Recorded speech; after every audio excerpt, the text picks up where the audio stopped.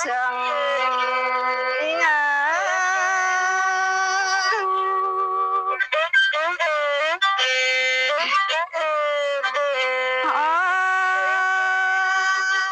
น้องเป็นไอ้น้องอะไรน้องได้ให้กังขึ้นนาไก่เนนิ่งนา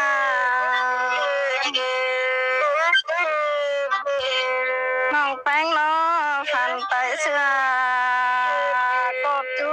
แป้งเกี่ยวเจอกันแล้วปันนี่ไง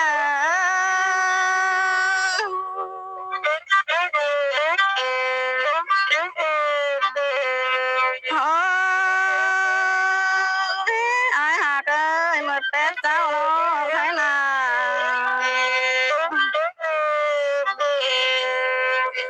ไอ้บาโลหักกันนะไอ้บาประจานสั่งเรื่องไม่หา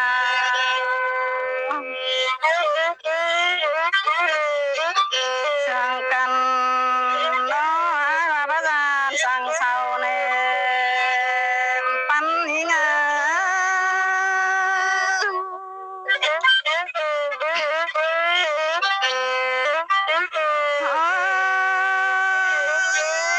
ไอ้หากเอ้ยบ่มีข้าวลงหม้อไอ้มาติดตามเอ้ยยิงแทบวนกันแน่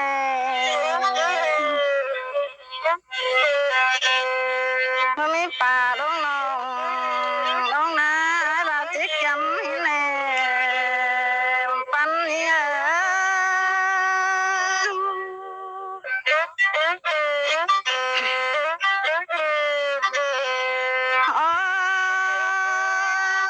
ไอ้หากเอ้ยยำมือซ้ายหามาลอยแน่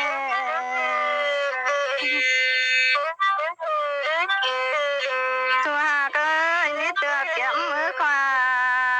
ที่มาอะไรหรอไอ้หากเอ้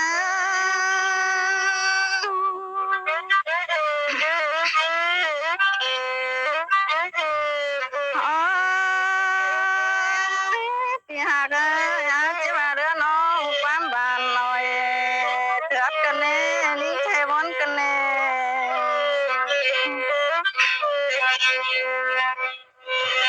ตัวหากเอ้ยจะว่ามาชิม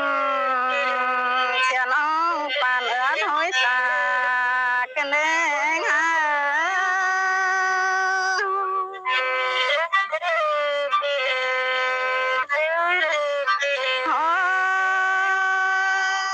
ไอ้หากเอ้ยปานอังร้านหินดวง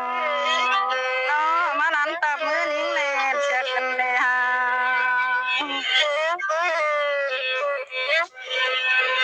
ตัวหากเอ้ยปานอังร้านหินเป็นมาร้านตับมือขวาอิงนา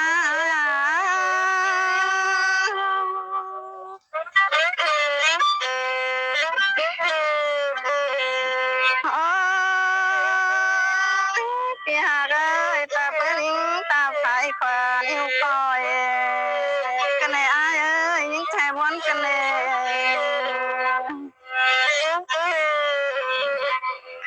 เลือดว่าลอยน้องนา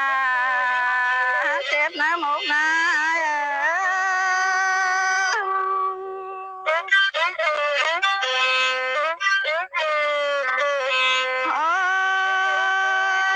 ไอ้หากเอ้ยเลือดว่าตกน้องแป้งนา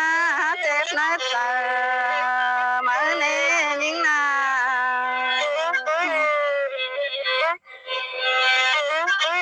กวางหมกน้อบ่มีใครน้อยิงได้ดอกไอ้หากเอ้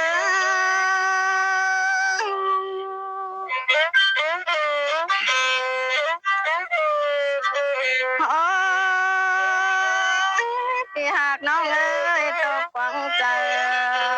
แข็งคอบ่มีใครฮู้ได้หรอกตกนาจูน้องนาร้อนให้ถูกฟังฟ้าร้อนนายิงนา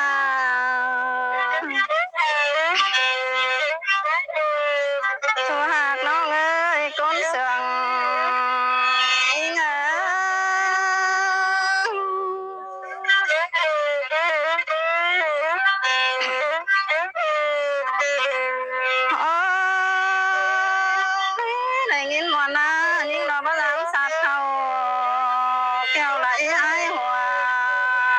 นี่นิ่งนา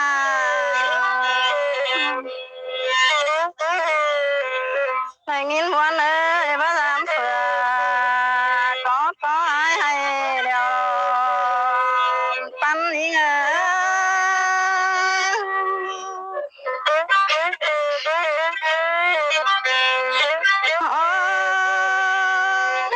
ยหากเอ้ยบ่ถามหามป้าไม้น้ำก่อนปีเด้อมื้อนี้นิ่งนา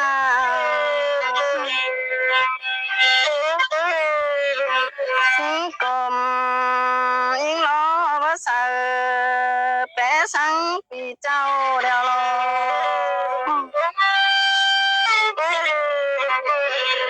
หายหากเอ้ยตาใบสัตว์เขาจำจูเฟิจิร้อนเชืองเลย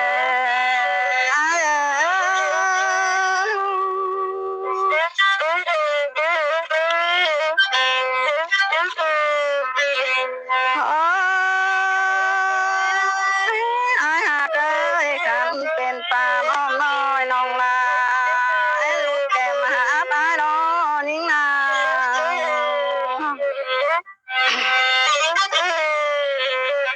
ท่านเป็นปลาจับน้อยน้องลา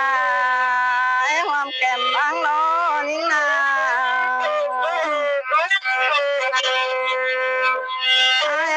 คันเป็นปลาไหลกำตรง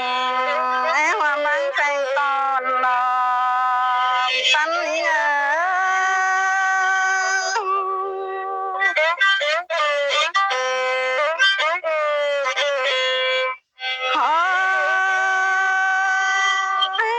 หาก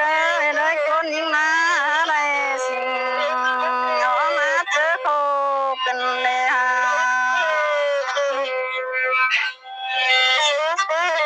ถ้าเกิดทิ้งลูกโค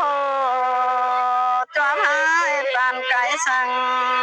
อังเลยิ่งนา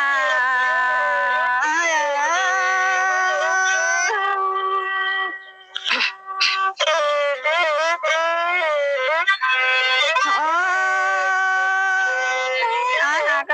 มึงอาจจะวางลงลาไว้กลางบ้านหาเรื่องเดียตัวหากวางนิ้งไว้กลางวางหามองกันเลยปันนี้ห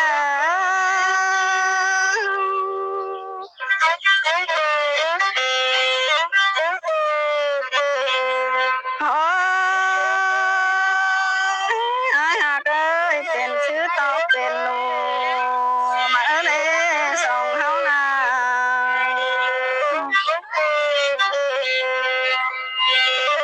คือชื่อเล่คือบ่พอแน่หากคนเสียง